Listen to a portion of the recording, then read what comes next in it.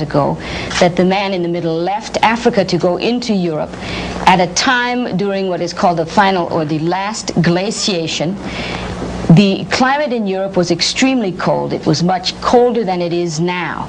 And during this period of some 20,000 years, he underwent the adaptation to become what we know as white men.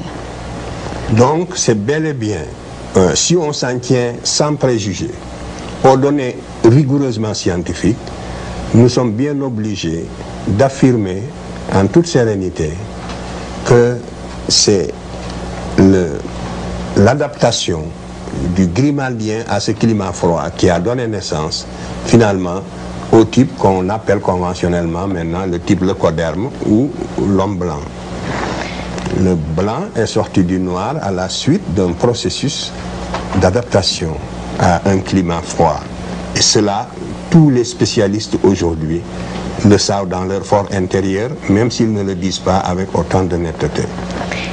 It is very clear to all of the scientists involved in this field, even if they are only able to say it within themselves and unable to say it publicly, that the man that we know conventionally to be a white man evolved from a black man over a period of some 20,000 years of adaptation to a different climate. And if we are to say with any serenity, resting totally on scientific data, that is the conclusion that we must come to. Donc, nous voyons bien que l'humanité, en sortant de l'Afrique et en s'adaptant aux différents climats de la Terre, a donné naissance aux différentes races. Voilà comment les races sont nées. Donc la race est une notion géographique. Si le premier homme que vous voyez au milieu n'était jamais sorti de l'Afrique, il n'y aurait pas eu de différenciation raciale. L'humanité serait homogène et noire. If the man that we see in the middle there had never left Africa to people other parts of the world, and if those people in other parts of the world in different climates had not, through the process of adaptation, become what they are in various regions of the world, all man would be homogeneous and all men would be black. Le reste de la terre n'aurait pas été peuplé, serait désert. Et il y aurait eu une seule humanité noire cantonnée en Afrique. Et le reste de la terre ne serait pas habité. If that man had not left Africa, the rest of the world would have remained a desert, would never have been peopled. Bien. Donc, voilà, vous voyez donc que j'ai répondu à la question que vous m'avez posée en demandant où se situe le noir dans l'évolution de l'espèce humaine. Je vous réponds qu'en toute rigueur scientifique, le premier homme de la Terre était un noir qui va se différencier pour donner naissance aux autres races. Voilà la conclusion à cette première question. And so to answer precisely your first question, which is or was, to what extent or in what way do blacks figure in the origin of man, the answer is the first man was black, and it was he who gave birth to other races of the world. You have knocked out my first 5 questions. Vous avez annulé la nécessité de poser les 5 premières questions. Si, il faut les poser parce que j'avais noté mentalement des choses auxquelles je voudrais répondre. Même poser-les rapidement.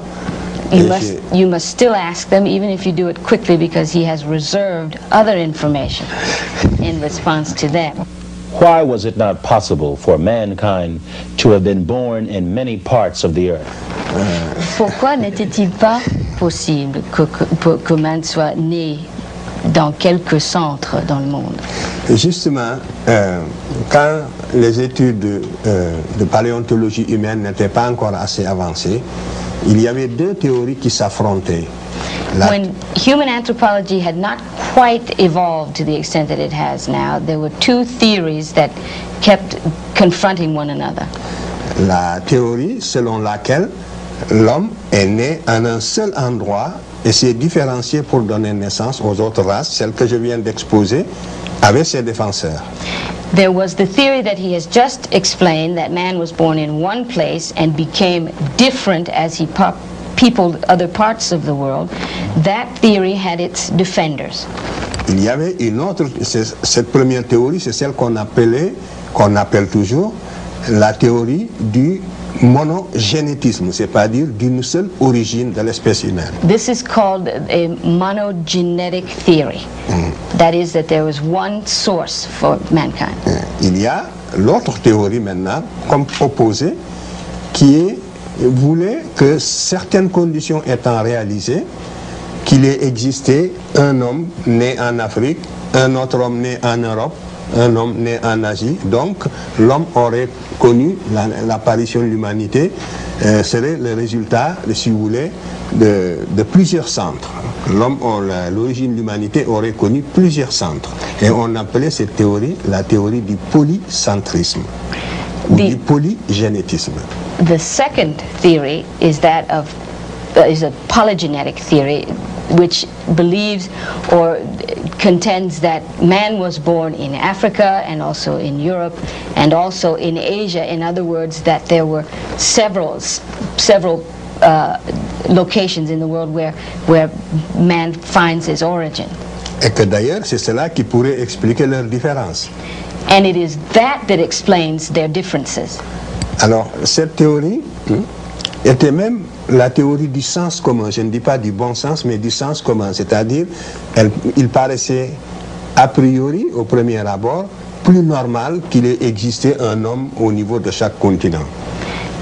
That theory had a certain amount of made a certain amount of sense. Not that it made good sense, but it made a certain amount of sense. It would explain that there are different peoples in different parts of the world with different characteristics. Mais lorsqu'on y regarde de près, il y a deux faits qui sont venus infirmer cette théorie. But under closer scrutiny, there were two things that made this theory fall apart more or less. D'abord, la nature ne passe jamais deux fois par le même point dans son évolution.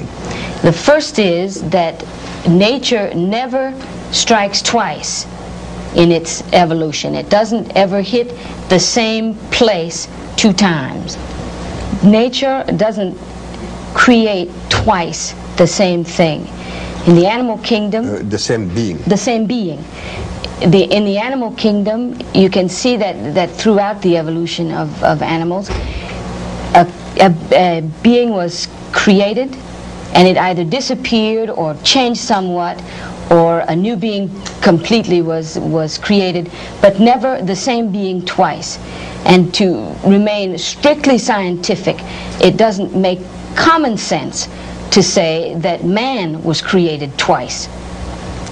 D'autre part, la recherche préhistorique a prouvé maintenant que c'est la thèse qui paraissait la plus invraisemblable, qui a triomphé maintenant au niveau de tous les scientifiques. Tous les hommes maintenant savent de façon certaine que l'homme a une seule origine, et que c'est dans cette même région du Kenya. Parce que c'est là que nous trouvons, si vous voulez, tous les stades antérieurs. Tous les stades antérieurs. It is in this region, that is this region in Kenya, where we find all of the most ancient evolutionary information. It's for this reason that scientists are now able to say, with certainty that at least they know that this is the case, that man could only have been created one time. Tous les fossiles que nous trouvons à l'extérieur de l'Afrique, en dernière analyse, apparaissent toujours comme des fossiles plus récents que ceux trouvés en Afrique et qui leur correspondent. All fossils that have been found outside of Africa have been found under close analysis to be much more recent than those found in Africa. Et aucun autre continent que l'Afrique ne possède la série complète des 6 spécimens dont je vous ai parlé. And no other continent in the world has the complete series of fossils indicating the 6 specimens that I spoke of before.